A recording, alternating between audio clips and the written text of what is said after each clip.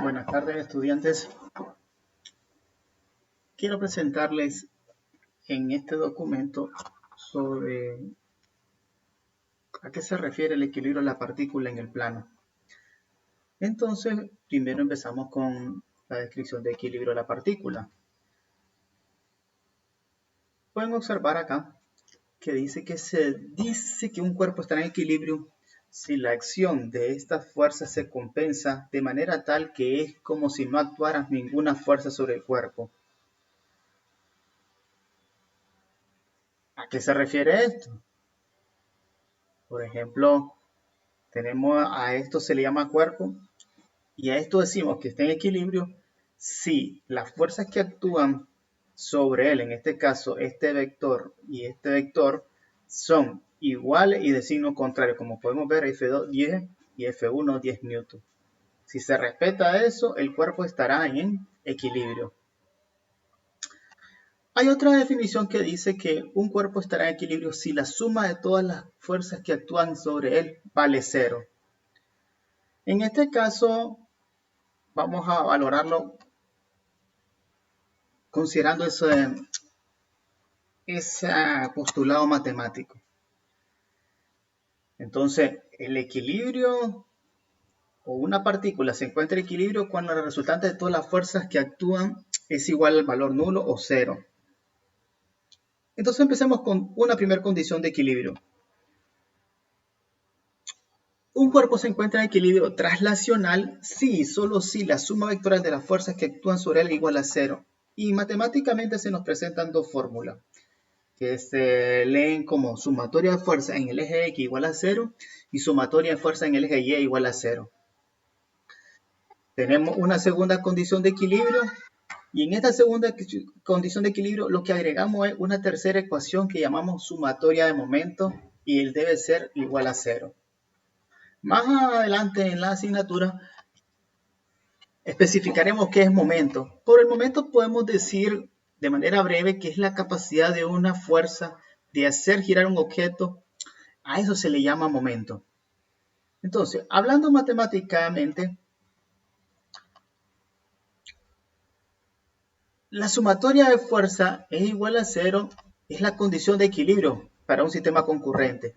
Y entonces, dos ecuaciones, recordemos si estamos hablando en el plano. Sumatoria de fuerza en el eje X igual a 0 y sumatoria de fuerza en Y en el eje 0. Vamos a verlo a través de un ejemplo. El ejemplo dice, una pelota de 100 newtons suspendida de un cordel es tirada hacia un lado por otro cordel B y mantenida de tal forma que el cordel A forme un ángulo de 30 grados con la pared vertical. Se pide dibujar el diagrama de cuerpo libre y encontrarse las tensiones en los cordeles A y B de acuerdo a la siguiente figura. Y nos dan esta figura que ustedes ven acá. Este es el cordel B, este es el cordel A. Este cordel con esta pared forma un ángulo de 30 grados y estos dos cordeles sostienen una fuerza de 100 newton, que dijimos que es una pelota. Entonces, primero se empieza el ejercicio haciendo un diagrama de cuerpo libre.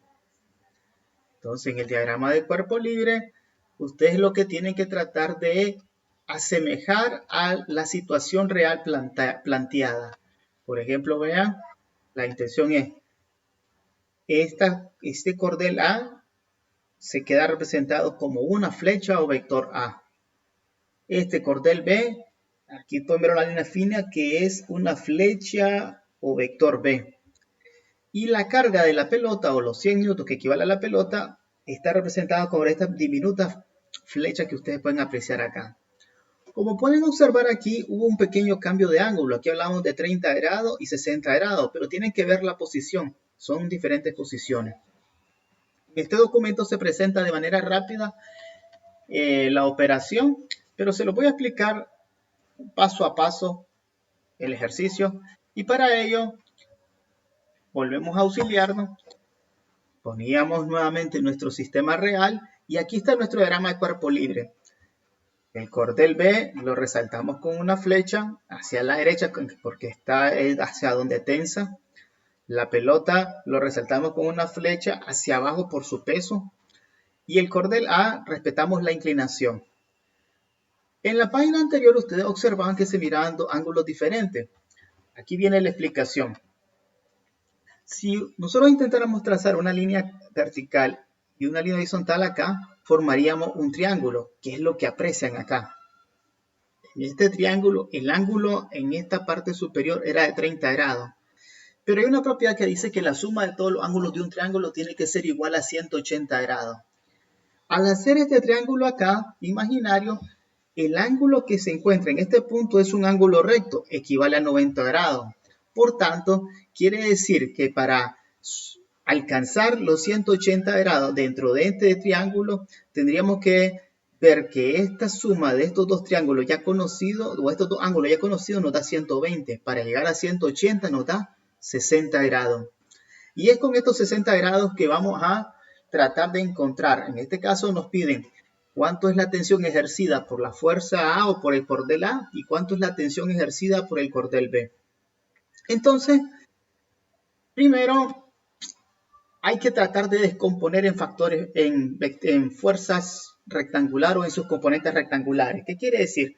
Si ustedes observan, esta carga está sobre el eje Y, esta sobre el eje X, pero esta está en medio, no está sobre el eje Y ni sobre el eje X. Entonces lo descomponemos usando descomposición en factores primos.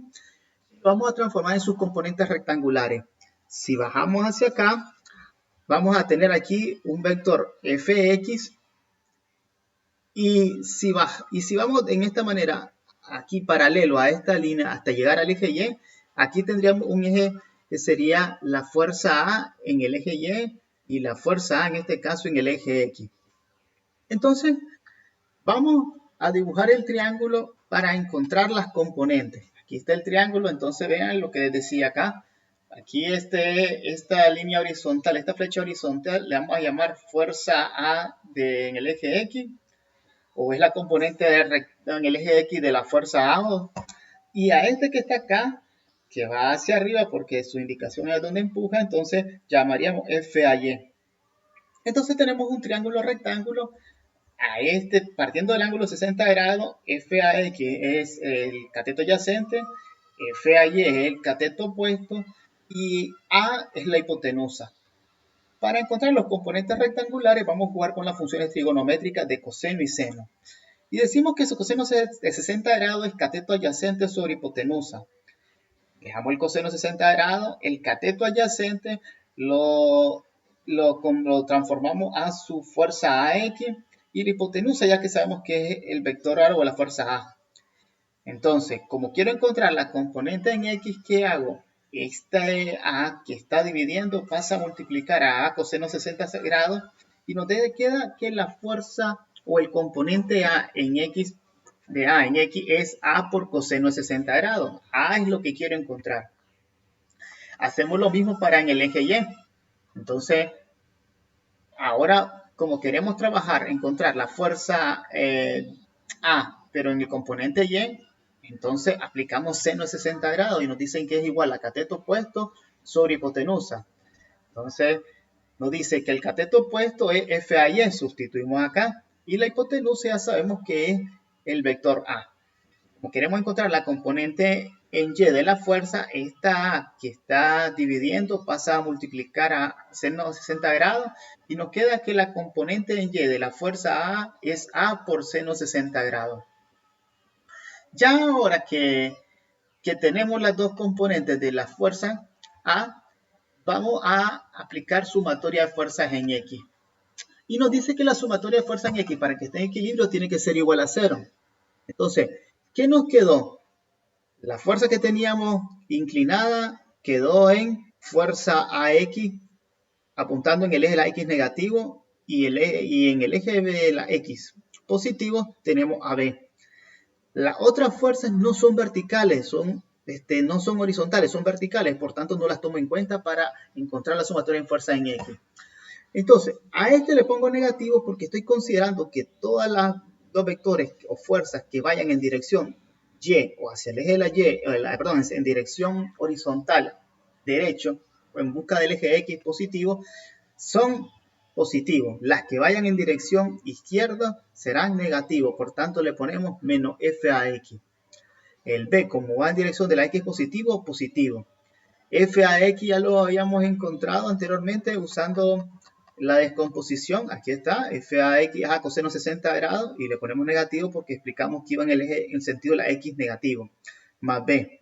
Como quiero encontrar las tensiones A y B, esto que está negativo pasa a positivo para despejar B.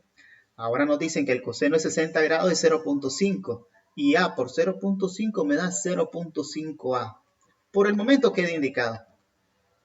Ahora vamos a hablar, encontrar la sumatoria de fuerza en el Y igual a 0. Para eso, solo vamos a tomar en cuenta los vectores que vayan o hacia arriba o hacia abajo. En este caso, recuerden que dijimos que F a Y iba a ir hacia arriba y la pelota o el peso de la pelota hacia abajo 100 newton. Entonces me dicen que para que la sumatoria de fuerza Y me dé igual a 0, voy a considerar que todos los vectores que vayan hacia arriba van a ser positivos. F a Y como va hacia arriba, positivo. Y los 100 newton que van hacia abajo lo pongo negativo. Ya sabemos que F a Y a seno de 60 grados. Ok, entonces lo sustituimos. Y ahora, ¿qué decimos? Para encontrar A vamos a despejar. El 100 que está negativo pasa positivo al otro lado del igual. Para encontrar A tenemos que despejar. El seno de 60 grados que está multiplicando pasa a dividir. Y 100 entre, bueno, en este caso antes de hacer la división, seno de 60 grados nos da 0.866. 100 entre 0.866 nos da 115.47 newton, que equivale a la tensión de A.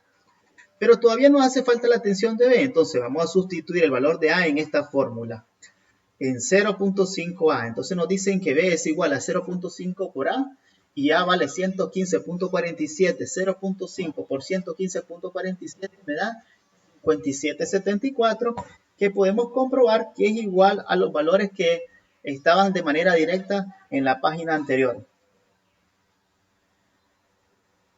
Ahora, en este ejercicio se presenta un problema similar. Nos dan dos cuerdas soportando un peso. En este caso, nosotros hacemos el diagrama de cuerpo libre acá. Nos decían que hay una cuerda B que le llamamos tensión AB. Tiene un ángulo de inclinación de 50 grados respecto a la horizontal. Y tenemos la cuerda C que tiene un ángulo de inclinación de 30 grados y le llamamos tensión AC. La carga de 75 grados lo representamos con un vector. Ya lo explicamos. Y ahora ustedes van a hacer el mismo procedimiento que se hizo paso a paso. Primero considerar la sumatoria de fuerza en X, solo tomen los vectores que vayan hacia la izquierda, hacia la derecha en el eje de la X. Y le igualan a 0. Tómenlo, hagamos la sumatoria de fuerza en Y, van a tomar solo los vectores que vayan en dirección de la Y, o sea, hacia arriba o hacia abajo. Aquí ustedes pueden observar que hay tres vectores. ¿Por qué? Porque si ustedes observan, este se va a pasar a la Y, este también a la Y y tenemos el peso. Por eso suman tres términos diferentes.